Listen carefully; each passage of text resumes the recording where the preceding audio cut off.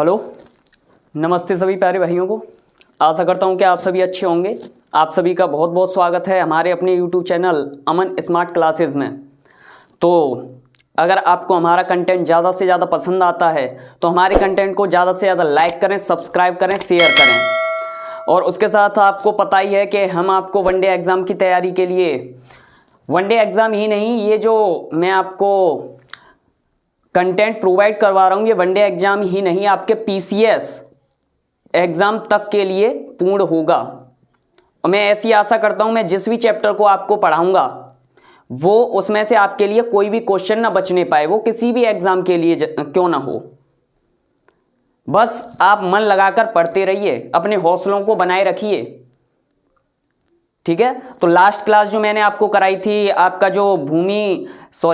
जो पंचायती राज विकास चल रहा है उसी के अकॉर्डिंग आपका जितना मैंने लास्ट क्लास में कराया था उसमें से जो ये क्वेश्चन है मैं आपके लिए लेकर आया हूं। तो सबसे पहला क्वेश्चन देखना, ये सब मैं पढ़ा चुका हूं आप सभी को। पंचायती राज एवं सामुदायिक विकास मंत्रालय के प्रथम मंत्री कौन थे? ये मैंने पिछली क्लास में बताया था आपको। आपका जो पंचायती राज एवं सामुदायिक विकास मंत्रालय, कम्युनिटी डेवलपमेंट मिनिस्ट्री के प्रथम मिनिस्टर कौन थे, प्रथम मंत्री कौन थे? क्यों बेटा? चलो, तो पहले जो मंत्री थे वो थे आपके एस के डे पहले मिनिस्टर थे। और इस मंत्रालय का जो गठन हुआ था वो 1952 में, 1952 में हुआ था। 1952 में प्रथम मंत्री बनाए गए थे एस के डे। दूसरा क्वेश्चन है आपके लिए, पंचायती राज का समर्थन किसने किया? या फिर पूछा जाए कि पंचायती राज को नीति निर्देशक तत्वों के अनुच्छेद 40 में किसकी सिफारिश पर जोड़ा गया? जब संविधान का निर्माण हो रहा था तो उसमें एक आपका भाग आता है, भाग 4 में नीति निर्देशक तत्व, DPSP जिसे आप बोलते हो, directive principle of state policy. तो पंचायती राज का जो समर्थन करने वाले थे वो थे आपके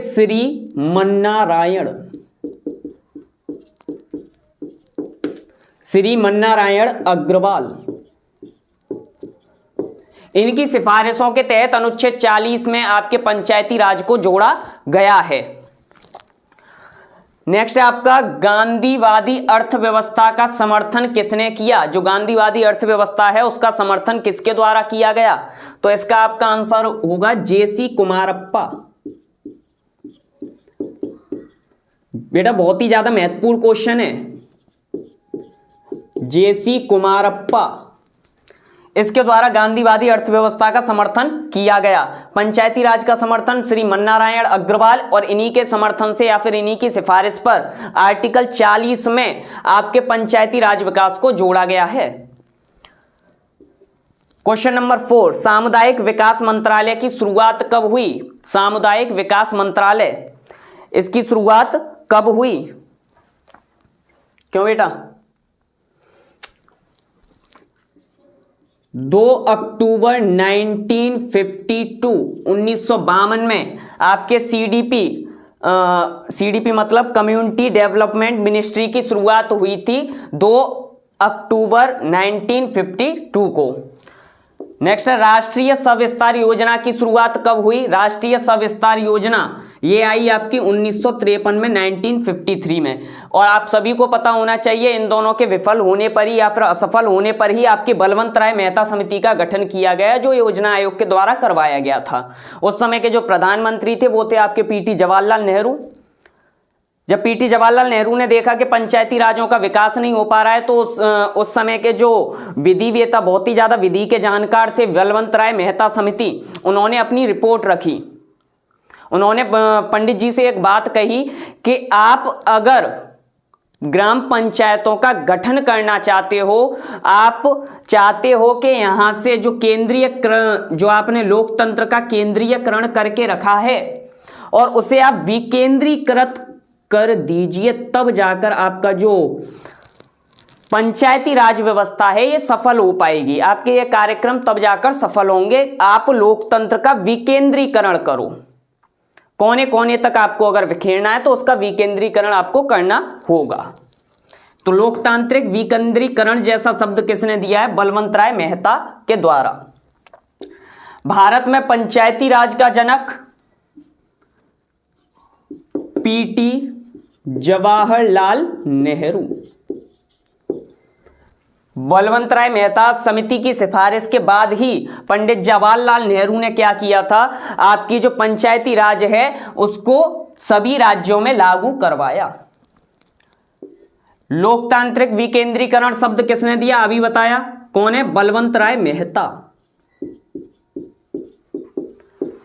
बलवंत राय मेहता, इनके द्वारा यह शब्द दिया गया। त्रिस्तरीय पंचायती राज का जनक, त्रिस्तरीय पंचायती राज का जनक वो भी है बलवंत राय मेहता।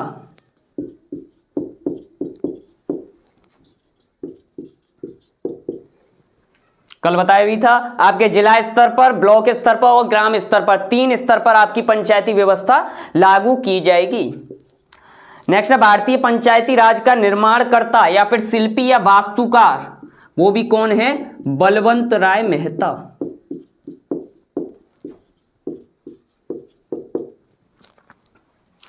त्रिस्तरीय पंचायती राज का सर्वप्रथम प्रयोग कहां पर किया गया? प्रायोगिक रूप से सबसे पहले लागू कहां पर की गई? तो आपकी आंध्र प्रदेश 1958 में, और वो भी अगस्त में। अगस्त 1958 में आंध्र प्रदेश में सबसे पहले त्रिस्तरीय पंचायती राज का प्रयोग किया गया था। पंचायती राज व्यवस्था को सर्वप्रथम पूर्ण रूप से लागू किया गया किस राज्य में किया गया? राजस्थान में। और राजस्थान में भी कहां पर? नागौर जिले में। और नागौर जिले के बगदरी गांव में।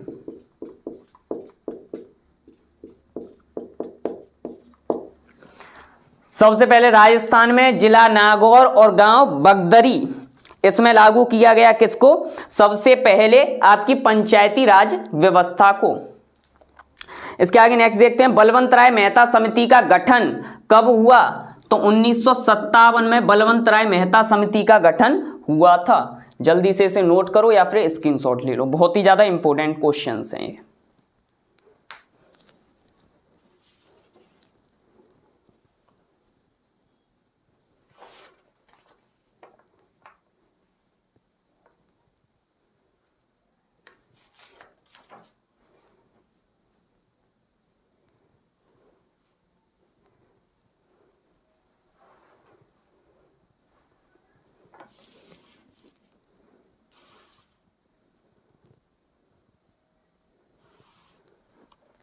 चलो हटाएं इसे अब, ठीक है। अब स्थानीय स्वशासन के पार्ट 3 की ओर चलते हैं, जो आगे हम क्लास में करवाने वाले थे।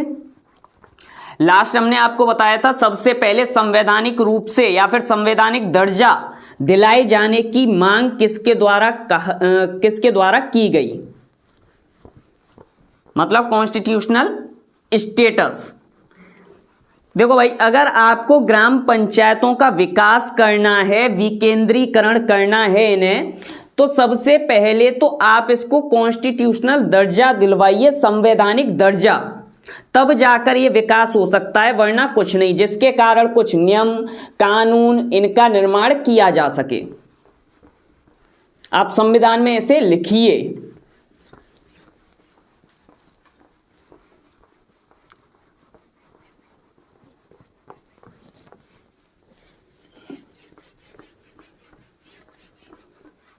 क्लास में लास्ट तक बने रहना, बहुत ही ज्यादा इंपॉर्टेंट है ये आपके लिए, बहुत ही ज्यादा महत्वपूर्ण।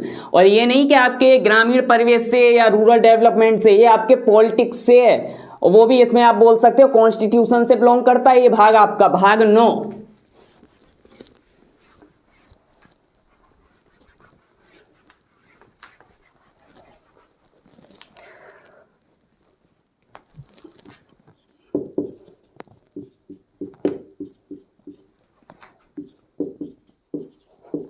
और मैंने लास्ट डे आपको बताया था, अगर आपको इससे संबंधित नोट्स चाहिए तो हम बहुत ही जल्द आपके लिए टेलीग्राम चैनल उपलब्ध करवाने वाले हैं और उस पर इन नोट्स को प्रोवाइड करवा देंगे पीडीएफ के माध्यम से।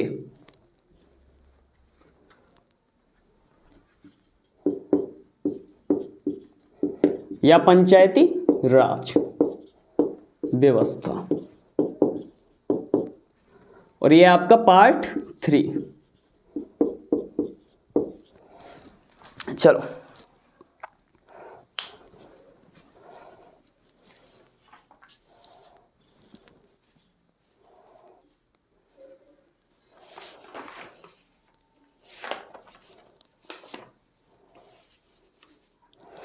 तो लास्ट जो था हमने आपको बताया था कि सबसे पहले पंचायती राज व्यवस्था जब सीडीपी असफल हुई तो उस समय एक व्यक्ति थे जिनका नाम था बलवंत राय मेहता, और योजना आयोग के जो अध्यक्ष होते हैं आपके प्रधानमंत्री पीटी जवाहरलाल नेहरू से बात की बलवंत राय मेहता ने, और उन्होंने बताया अगर आप पंचायती राज का विकास करना चाहते हो तो सबसे पहले आपको त्रिस्तरीय पंचायती व्यवस्था स्टार्ट करनी होगी, जिसके माध्यम से हम इस डेवलपमेंट को, अगर आप लोकतंत्र चाहते हो, लोकतंत्र का मतलब क्या होता है, जनता का जनता के लिए जनता के द्वारा चुना गया शासन आपका लोकतंत्र कहलाता है।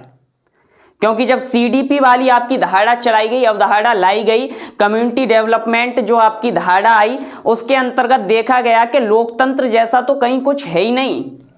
इन पंचायती व्यवस्थाओं या फिर पंचायतों का विकास तो कर दिया गया, लेकिन वहां पर एक भी व्यक्ति दिखाई नहीं देता था, दूर दूर तक कोई व्यक्ति नहीं। इसका मतलब है कि यह व्यवस्था आपकी सीडीपी जो व्यवस्था थी, यह सिर्फ सरकारी अधिकारियों के अंतर्गत सिमट कर रह गई और आगे नहीं बढ़ पाई। तो उस समय जो विधि के जानकार थे बलवंत राय मेहता, उन्होंने सिफारिश की कि आप लोकतंत्र को अगर केंद्र में कैद रखोगे, उससे आपको पूरे गांव तक या फिर जो अंतिम आपका गांव स्तर होता है वहां तक फैलाना होगा, और उसके लिए आपको पंचायती राज विकास का क्या करना पड़ेगा, त्रिस्तरीय पंचायती व्यवस्था लागू करनी होगी। तो 1957 में बलवंत राय मेहता समिति का गठन किया गया। उनसे कहा गया कि आप ऐसा करिए, एक समिति बनाइए और बताइए हमें क्या करना चाहिए, और उन्होंने त्रिस्तरीय पंचायती राज व्यवस्था का जन्म दिया।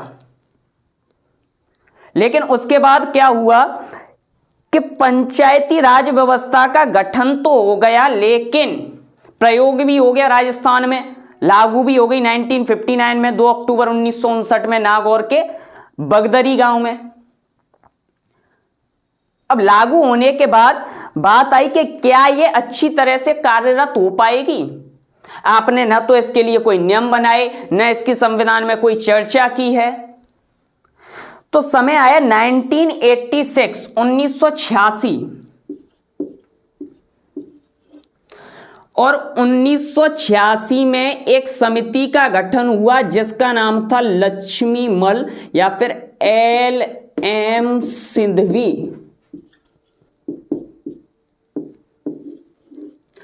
और इन्होंने सिफारिश की कि अगर आपको पंचायती राज व्यवस्था का संपूर्ण रूप से विकास करना है तो इसके लिए सबसे पहले आपको पंचायती राज व्यवस्थाओं को, सुनना अभी, पंचायती राज व्यवस्था को कॉन्स्टिट्यूशनल स्टेटस दिलवाना पड़ेगा। कॉन्स्टिट्यूशनल स्टेटस, संवैधानिक दर्जा। अगर आपको इनको विकास करना है, इनका विकास करना है, तो सबसे पहले आप क्या करिए, ऐसे कॉन्स्टिट्यूशनल स्टेटस संविधान में इसका वर्णन करवाइए, नियम बनवाइए, कानून बनवाइए, उसके बाद ही इसका विकास होगा।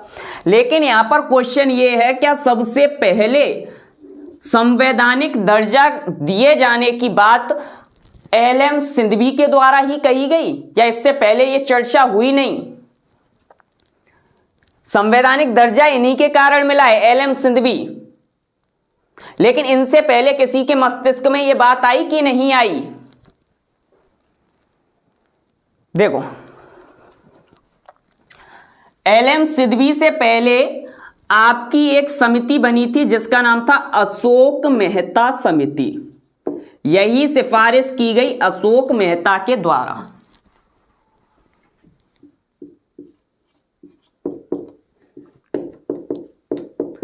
अशोक मेहता समिति 1978, 77 78 की बात है। अशोक मेहता समिति के द्वारा ऐसा कहा गया कि आप ऐसा करिए कि अगर आपको संवैधानिक रूप से, सबसे पहले आप पंचायती राज व्यवस्था को संवैधानिक स्टेटस दिलवाइए, संवैधानिक दर्जा। अगर पूछा जाए सबसे पहले ग्राम पंचायतों को संवैधानिक दर्जा दिलवाने के लिए किस समिति के द्वारा कहा गया, तो वो है आपकी अशोक मेहता समिति। इसके द्वारा कहा गया कि संवैधानिक दर्जा दिया जाना चाहिए किसे, ग्राम पंचायतों को। और इस समय जो प्रधानमंत्री थे आपके, पीएम थे, वो थे आपके मोरारजी देसाई।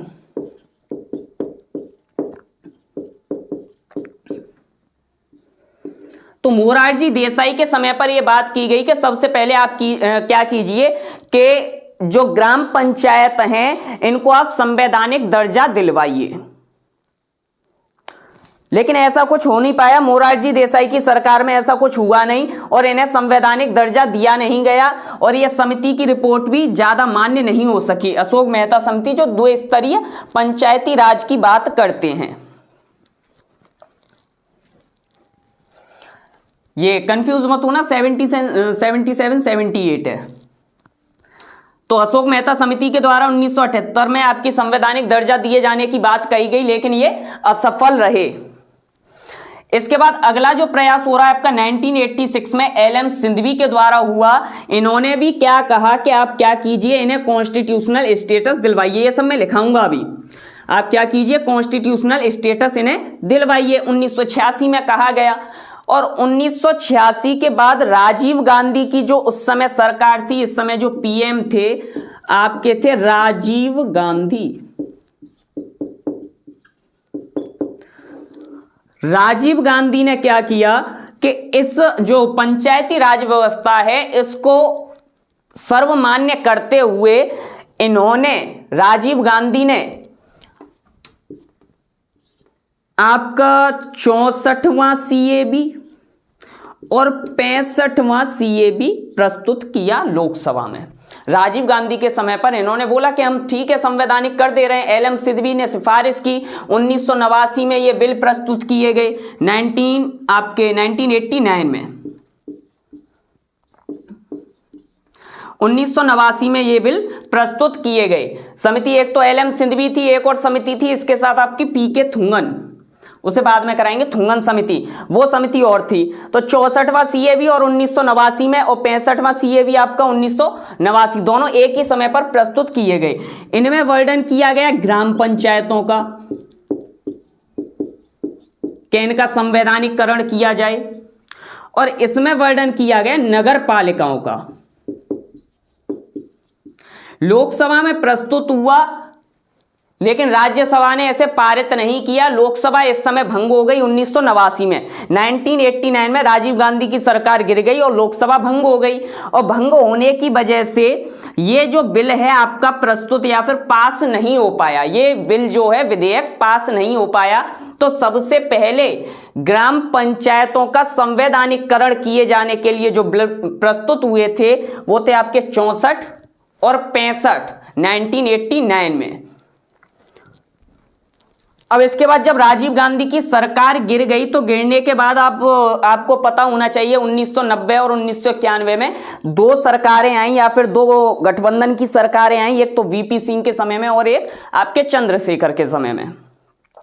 एक प्रधानमंत्री रहे VP सिंह और दूसरे रहे आपके चंद्रशेखर और ये भी ज्यादा समय तक टिक नहीं पाए। 1991 में 1991 में जाकर चुनाव प्रचार करते समय राजीव गांधी की मृत्यु हो गई थी। चुनाव प्रचार करते समय 1991 में क्या हुई, राजीव गांधी की मृत्यु हुई।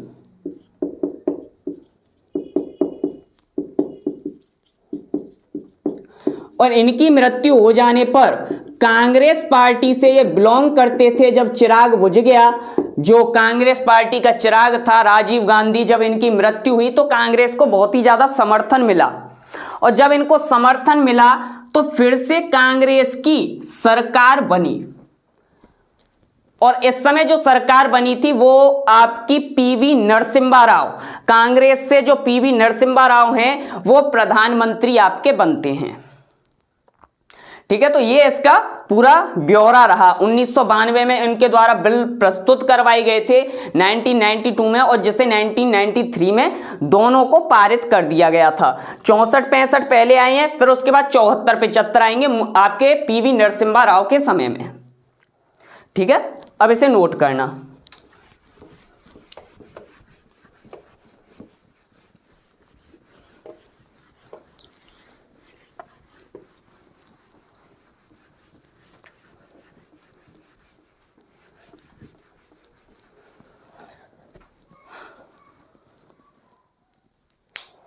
लास्ट जो कराया था वो था आपका बलवंत राय मेहता द्वारा ही लोकतांत्रिक विकेंद्रीकरण शब्द दिया गया, और किन किन राज्यों में लागू हुई वो भी मैंने बता दिया था। उसके आगे है 1978 1978 में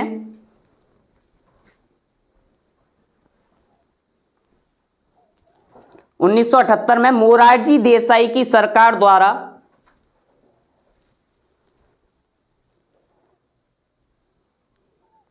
अशोक मेहता की अध्यक्षता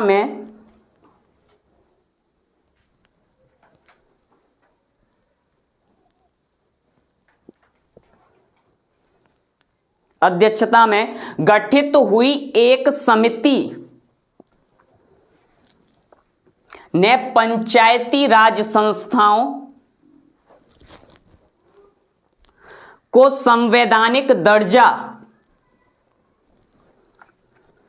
दिए जाने की बात कही।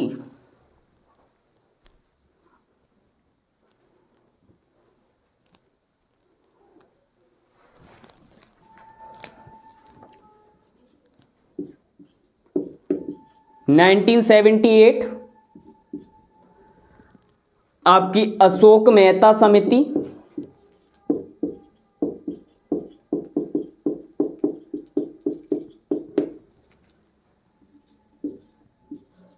पीएम मोरारजी देसाई,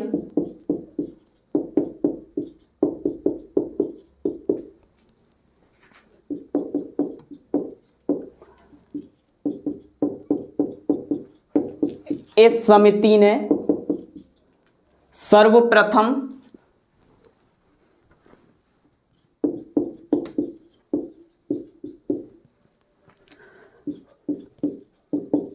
पंचायती राज संस्थाओं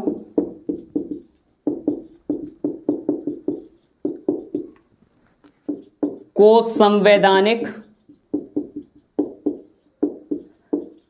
दर्जा देने के लिए कहा।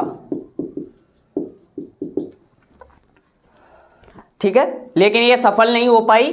उसके बाद 1986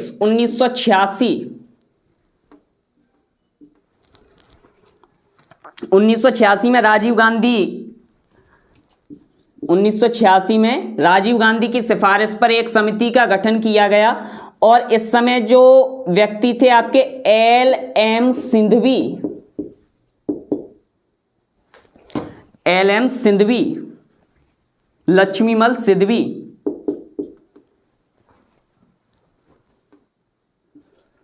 पीएम राजीव गांधी,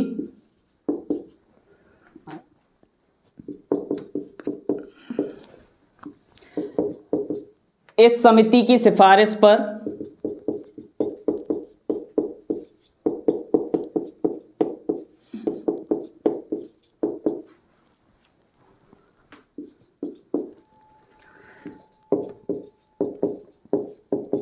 पंचायती राज संस्थाओं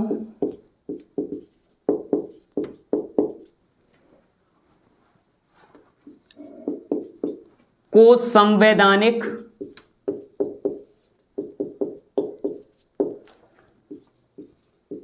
दर्जा दिए जाने की बात पुनः की गई। इस समिति की सिफारिश पर पंचायती राज संस्थाओं को संवैधानिक दर्जा देने की बात पुनः की गई। सबसे पहले आपकी अशोक मेहता समिति, उसके बाद लक्ष्मीमल सिंधवी की समिति के द्वारा यह सिफारिश की गई, और प्रधानमंत्री कौन थे इस समय? राजीव गांधी। ठीक है, इसके बाद जब ये बात की गई तो 1988 में आपकी एक और समिति बनी थी, थुंगन समिति। उस समिति ने भी क्या किया, इस बात का समर्थन किया। 1988 में 1988 थुंगन समिति और पीएम राजीव गांधी, दिख रहा है ना, यहां तक दिखाई दे रहा है, देखना, ठीक है। 1988 में थुंगन समिति, पीएम राजीव गांधी, और इसने भी क्या किया, सिंधवी समिति की बात का समर्थन किया। और बात कौन सी है, संवैधानिक दर्जा, याद रखना, संवैधानिक दर्जा समर्थन किया। और 1988 के बाद 1989 में 1989 में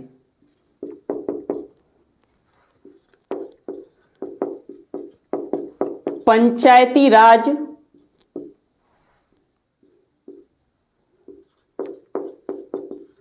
संस्थाओं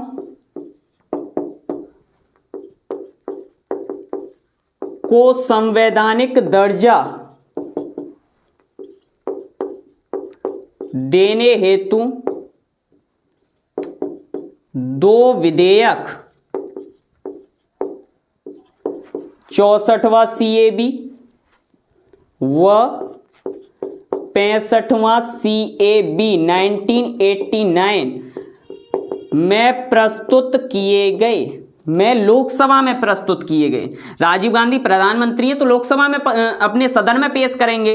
आपके 1989 में लोकसभा में प्रस्तुत किए गए, लोकसभा में प्रस्तुत किए गए।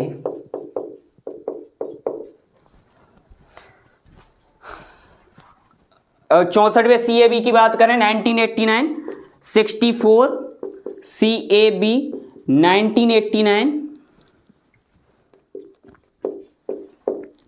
इसमें है ग्राम पंचायत। और 65वां CAB 1989, इसमें है आपकी नगर पालिका। जल्दी से इसे नोट करना या स्क्रीनशॉट ले लो जल्दी से, उसके बाद फिर आगे बढ़ते हैं। बेटा क्लास में लास्ट तक बने रहना, बहुत ही ज्यादा महत्वपूर्ण क्लास है ये आपके लिए, वरना अगर मैं चाहता तो एक क्लास में इसको फिनिश करवा देता। बातें आपको समझ में भी आनी चाहिए कि कैसे क्या हुआ है, तब जाकर ये आपके माइंड में बैठेगा। ऐसे कुछ नहीं है कि ऐसे आपने सीधे फैक्ट्स को रट लिया और वही क्वेश्चंस में आ जाएं, तो ऐसा कुछ नहीं होता है। आपको डिटेल में पढ़ना होता है, तभी जाकर आपके क्वेश्चंस क्लियर होते हैं, डाउट क्लियर होते हैं। और मैं ऐसी आशा करता हूं जब मैं क्लास प्रोवाइड करवाता हूं तो शायद ही आपके माइंड में कोई डाउट रह जाए, ऐसा मैं होने नहीं दूंगा। हरगिज आपके माइंड में कोई भी डाउट नहीं रहने दूंगा। नोट हो गया? या फिर स्क्रीनशॉट लीजिए जल्दी से, फिर आगे बढ़ें।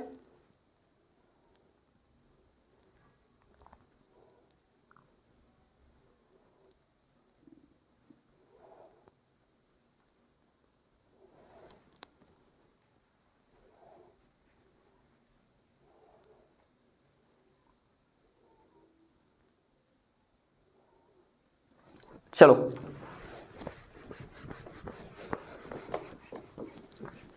और ज्यादा से ज्यादा वीडियो को लाइक और सब्सक्राइब करें, लाइक और शेयर करें, चैनल को सब्सक्राइब करना है। हाँ, वीडियो को कैसे सब्सक्राइब करोगे, क्योंकि ज्यादा से ज्यादा बच्चों का भला हो पाए, वही सबसे शिक्षक के लिए सबसे बड़ी बात वही होती है कि ज्यादा से ज्यादा बच्चे स्टूडेंट्स अपने लक्ष्य को प्राप्त कर पाएं।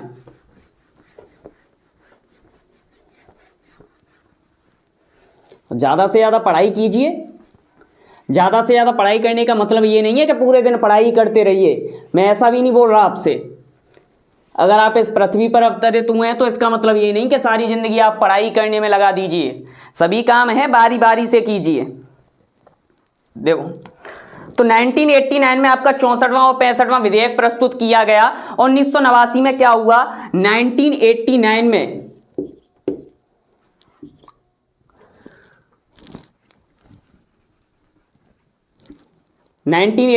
में लोकसभा भंग हो गई और आपका 64 और 65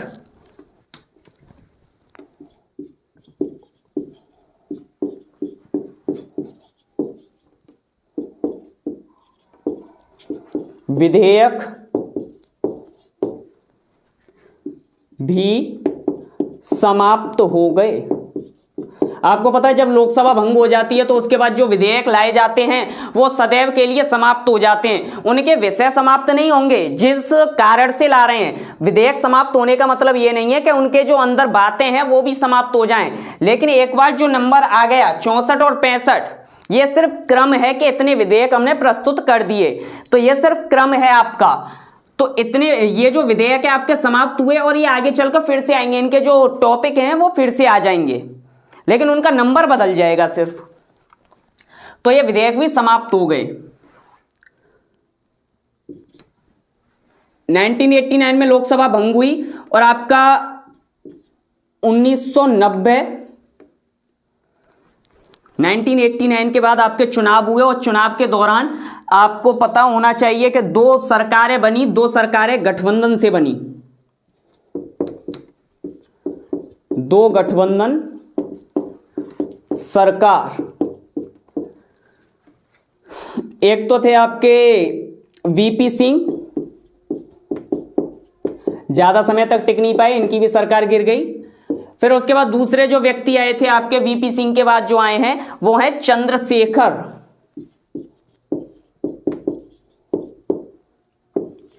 इन दोनों की भी सरकार गिर गई। उसके बाद 1991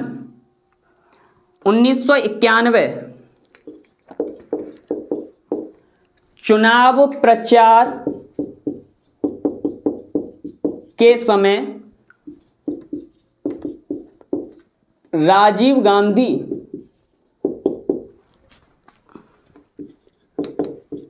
की वायुयान दुर्घटना में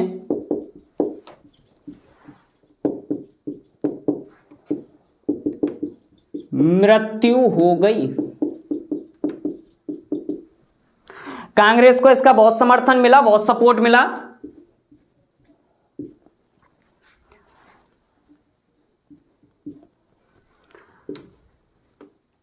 और 1991 में ही क्या हुआ, कांग्रेस 1991 में पीवी नरसिम्हा राव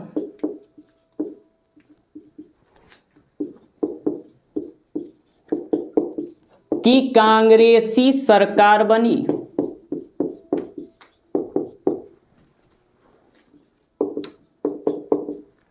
उन्नीस सौ 1991 में पीवी नरसिम्हा राव के नेतृत्व में कांग्रेसी सरकार बनी और इन्होंने पीवी नरसिम्हा राव ने, भाई आखिरी ख्वाहिश, क्या करते करते टपक गए। राजीव गांधी जी की मृत्यु हुई। आप वो चाहते थे ग्राम पंचायतों का क्या हो, ये संवैधानिकीकरण हो सके, तो पीवी नरसिम्हा राव ने राजीव गांधी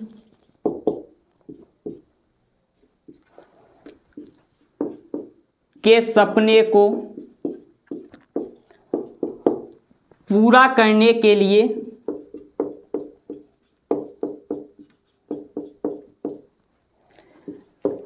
73 CAB व 74वां CAB 1992 में पेश किया। 64-65 के बाद आपके 73वां CAB और 74वां CAB पेश किया गया। 73वां संविधान संशोधन विधेयक और आपका 74वां संविधान संशोधन विधेयक पेश किया गया। जल्दी से इसका स्क्रीनशॉट लें या फिर नोट करें जिससे हम आगे बढ़ सकें। जल्दी करो।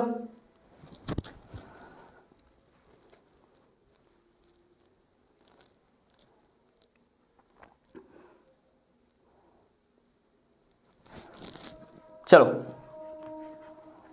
73वां और 74वां सीएवी प्रस्तुत किया गया 1992 में और 1992 के बाद यह आपका विधेयक रख दिया गया कहां पर, लोकसभा में ले जाकर राज्यसभा ने भी इसे मंजूरी दे दी और उसके बाद 1993 में ये लागू हो गया। 1992 में आपका पारित हुआ था 73वां और 1993 में जाकर दोनों लागू हो गए, 74 73 दोनों।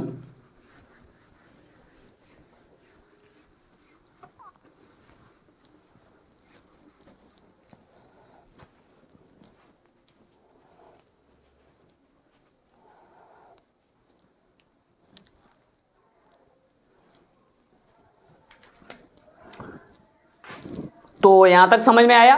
73वां विधेयक और 74वां विधेयक आपका 1992 में लाया गया और आपका ये विधेयक जो लागू हुआ है, एक तो आपका 24 अप्रैल 1993 73वां संविधान संशोधन विधेयक लागू हुआ। उसके बाद में नगरपालिका जो आपका नगरपालिका जो विधेयक है वो जून में जाकर लागू हुआ था।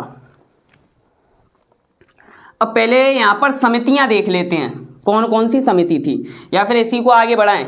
चलो पहले समिति देखते हैं, यहां तक समझ में आ गया होगा।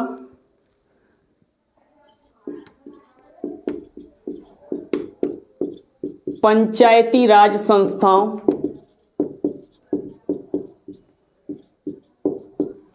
से संबंधित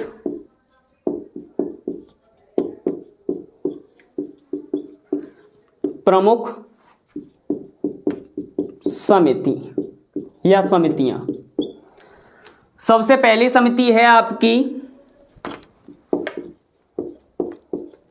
बलवंत राय मेहता समिति।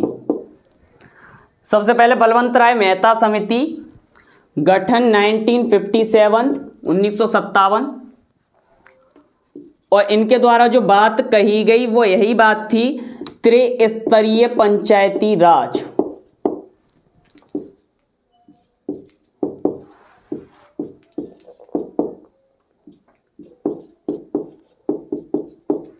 त्रिस्तरीय पंचायती या पंचायत का विकास किया जाए, त्रिस्तरीय। ठीक है।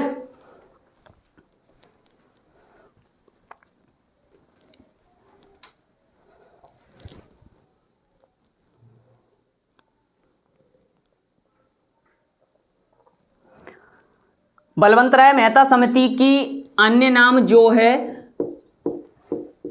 ग्रामोद्धार समिति, मतलब ग्रामों का उद्धार करने वाली, अन्य नाम ग्रामोद्धार समिति। और त्रिस्तरीय पंचायती व्यवस्था कैसे होगी, आपका जिला स्तर पर, दूसरी आपकी ब्लॉक स्तर पर, ब्लॉक तहसील या खंड, और नेक्स्ट होगी आपकी ग्राम स्तर पर। ये तीन रूप से होनी चाहिए आपकी पंचायती राज व्यवस्था।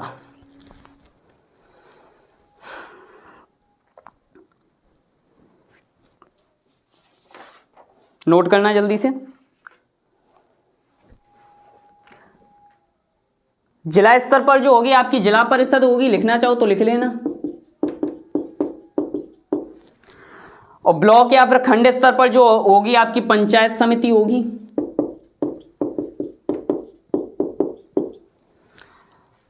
और ग्राम स्तर पर आपकी ग्राम पंचायत होती है। आगे चलकर बताएंगे क्या क्या होती हैं, कितने कितने सदस्य होते हैं इसमें, अध्यक्ष कौन होता है। जल्दी से स्क्रीनशॉट लो फिर आगे बढ़ते हैं।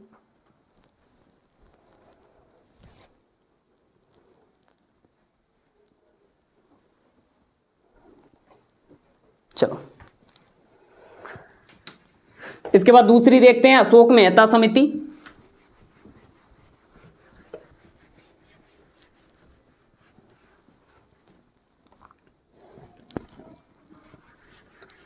दूसरी आपकी अशोक मेहता समिति।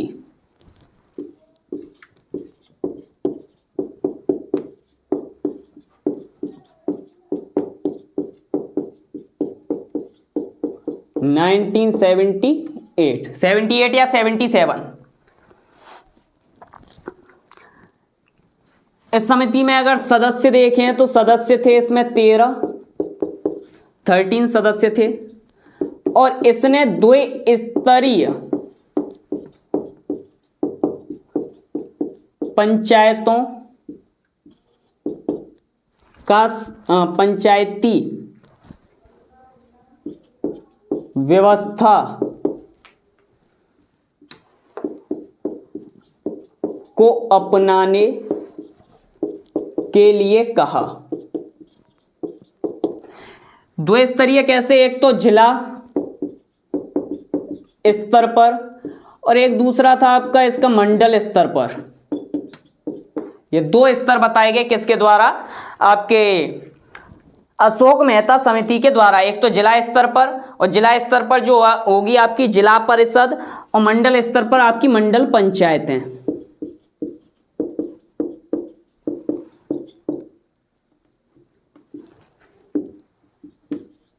इस पर आपकी जिला परिषद।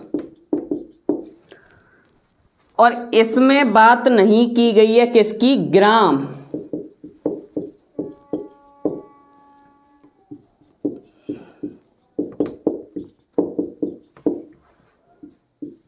का समर्थन नहीं किया।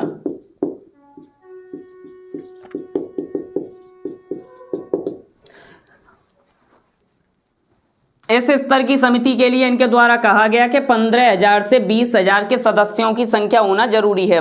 15 से 20,000 जनसंख्या वाले क्षेत्रों में, मतलब 10 से 20 गांव या 10 से 20 गांव, इतनी जनसंख्या होनी चाहिए। और उसमें आप क्या कर सकते हो? जिला स्तर और मंडल स्तर पर क्या कीजिए? आप पंचायती व्यवस्था को शुरू कीजिए। ठीक है। इसके अलावा इनके द्वारा एक बात और की गई कि आप ऐसा कीजिए, आरक्षण सीटें आरक्षित कीजिए, वो भी किसके लिए? एससी व एसटी के लिए। एससी एसटी के लिए सीटें आरक्षित कीजिए।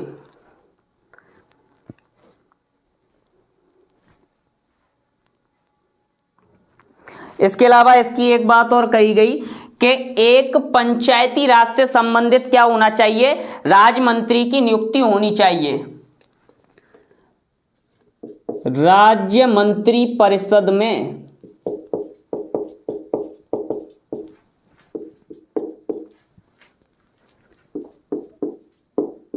एक पंचायती राज मंत्री की नियुक्ति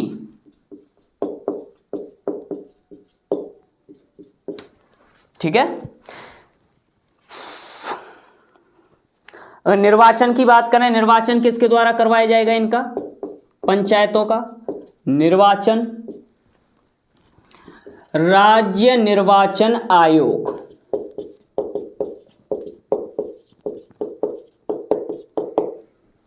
राज्य निर्वाचन आयोग के द्वारा क्या करवाया जाएगा? इनका निर्वाचन करवाया जाएगा। जल्दी से स्क्रीनशॉट लें या फिर इसको नोट करें, फिर आगे बढ़ते हैं।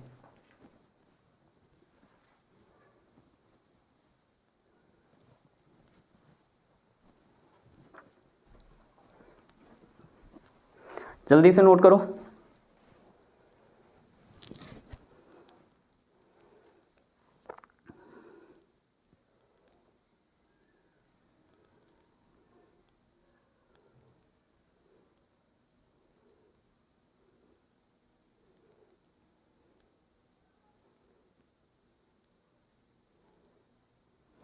चलो, इसके बाद नेक्स्ट है आपकी जेवीपी समिति। जीवीपी समिति 1985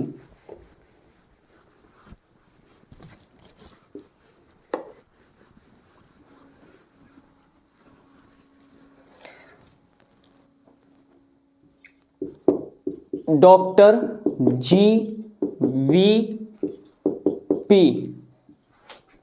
समिति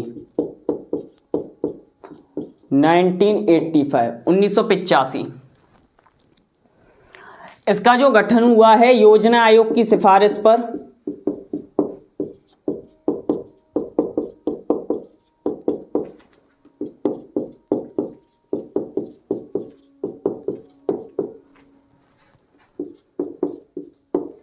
उद्देश्य, इसका जो उद्देश्य रखा गया, इसका उद्देश्य था गरीबी उन्मूलन। पंचायती राज के माध्यम से गरीबी का क्या किया जाए, समाप्ति की जाए। गरीबी उन्मूलन इसका मुख्य उद्देश्य रहा, गरीबी उन्मूलन।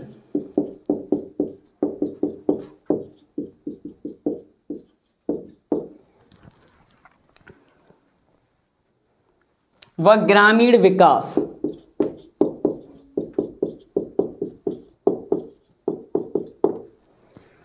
मुख्य उद्देश्य है इसका गरीबी उन्मूलन व ग्रामीण विकास। इसने भी त्रिस्तरीय पंचायती व्यवस्था की बात कही। कार्यकाल 5 वर्ष।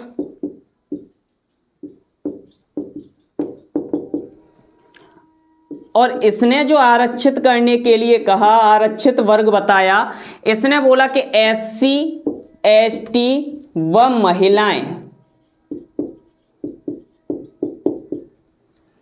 महिलाओं को आरक्षण किसमें, पंचायती राज में सीटों को महिलाओं को भी आरक्षण दिया जाना चाहिए, वो इसके द्वारा कहा गया। जल्दी से नोट करो फिर आगे बढ़ते हैं।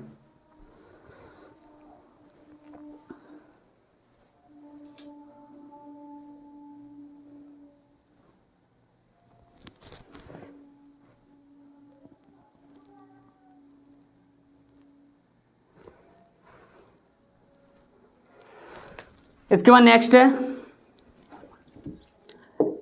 LM सिंधवी या लक्ष्मीमल सिंधवी। ये वही व्यक्ति हैं जिनकी सिफारिश पर, याद रखना पहले ये महिला नहीं है, पुरुष हैं। लक्ष्मीमल सिंधवी मेल हैं, फीमेल नहीं है।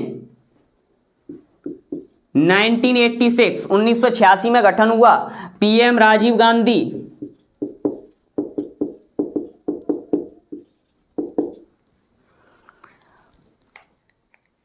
अध्यक्ष कौन थे, लक्ष्मीमल सिंधवी। और उद्देश्य था, मुख्य उद्देश्य जो रहा है इसमें, पंचायती राज का संवैधानिकीकरण।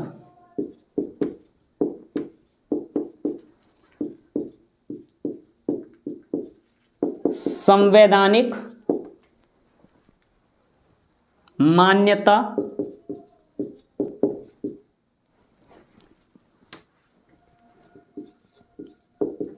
प्रदान की जाए, संवैधानिक मान्यता प्रदान की जाए। जल्दी से नोट करो।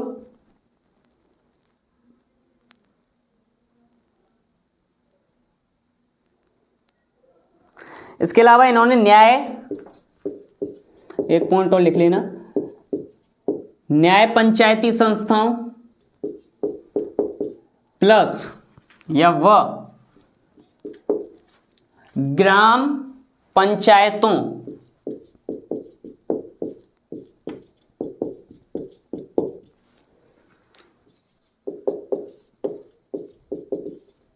की व्यवस्था की बात कही। न्याय पंचायत व ग्राम पंचायतों की व्यवस्था की जाने की बात कही। इसके बाद नेक्स्ट जो आपकी समिति है वो है आपकी पीके थुंगन समिति। नेक्स्ट है आपकी पीके थुंगन समिति।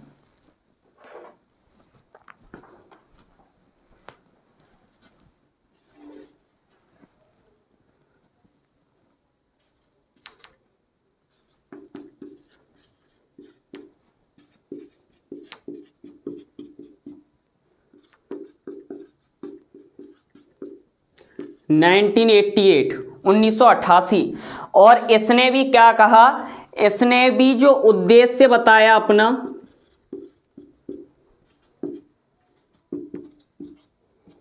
पंचायती राज को संवैधानिक मान्यता,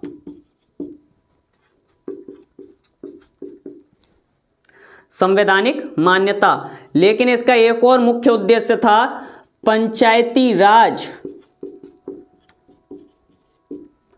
सीधे संघ सरकार का विषय हो, मतलब सीधे केंद्रीय सरकार का विषय हो, या फिर इनका कहने का मतलब है स्थानीय स्वशासन जो राज्य सूची में है वो किस में हो, केंद्र सूची में या केंद्र का विषय। ठीक है, नोट करो या स्क्रीनशॉट लो जल्दी से, दिखाई तो दे रहा होगा।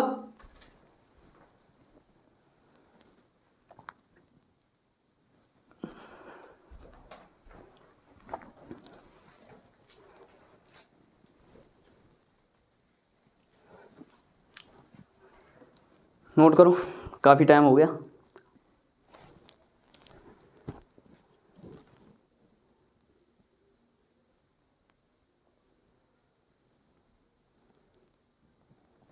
चलो,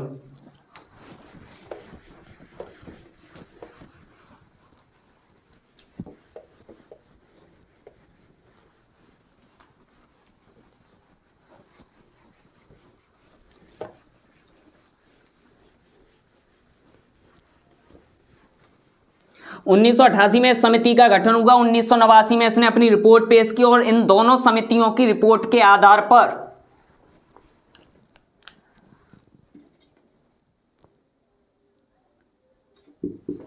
एल.एम. सिंघवी व थुंगन समिति की रिपोर्ट के आधार पर 64 व 65 CAB 1989 में राजीव गांधी के द्वारा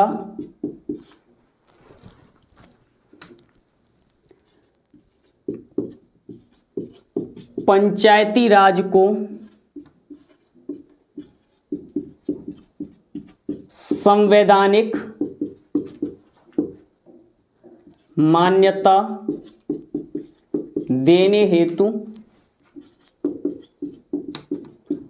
विधेयक लाए गए।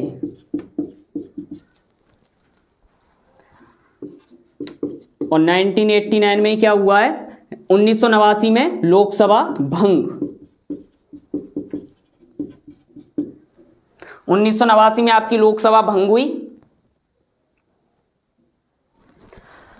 और 1991 राजीव गांधी की मृत्यु।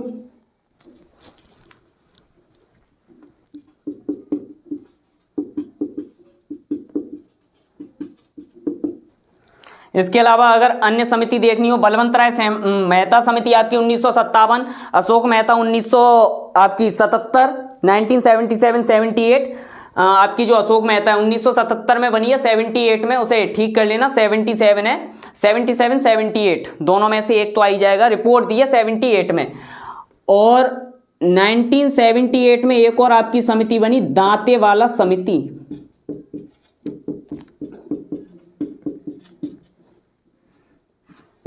दांतेवाला समिति। और इसके बाद आपकी एक और समिति बनी 1984 में, हनुमंत राव समिति। हनुमंत राव समिति। इसके अलावा जीवीके समिति आपको बताई थी, या जीवीपी समिति, जीवीपी या फिर जीवीके समिति। 1985 जीवीके समिति। इसके बाद एल.एम. सिंघवी समिति 1986। उसके बाद आपकी थुंगन समिति 1988। और फाइनल एक जो समिति बनी वो थी आपकी वी.एन. गाडगिल समिति, 1991 में जाकर बनी थी। वी.एन. गाडगिल कांग्रेस द्वारा गठित की गई सभी समितियों पर विचार करने के लिए और नेक्स्ट आपकी पीवी नरसिम्हा राव के द्वारा 73 और 74वां विधेयक लाए गए। अब इसके आगे जो आपके दोनों विधेयक हैं, क्या क्या कानून बनाए गए, क्या क्या नियम बनाए गए, वो सब हम आपको आगे आने वाली क्लास में प्रस्तुत करेंगे या फिर आपको कराने वाले हैं। जल्दी से इसका स्क्रीनशॉट लो या फिर नोट कर लो। बहुत ही ज्यादा महत्वपूर्ण डाटा, साथ में साथ इनके क्वेश्चंस का आंसर भी दिया करो जो पूछे जाते हैं आपसे। और अगर आपका ऐसे ही सहयोग बना रहा तो बहुत ही जल्द हम आपसे डायरेक्ट बात करेंगे लाइव आकर, बहुत ही जल्द। बस आप सहयोग बनाए रखिए। ज़्यादा से ज़्यादा हमारी वीडियो को लाइक करें, शेयर करें और चैनल को सब्सक्राइब करें। ठीक है, आज के लिए बस इतना ही। मिलते हैं नेक्स्ट क्लास में। धन्यवाद।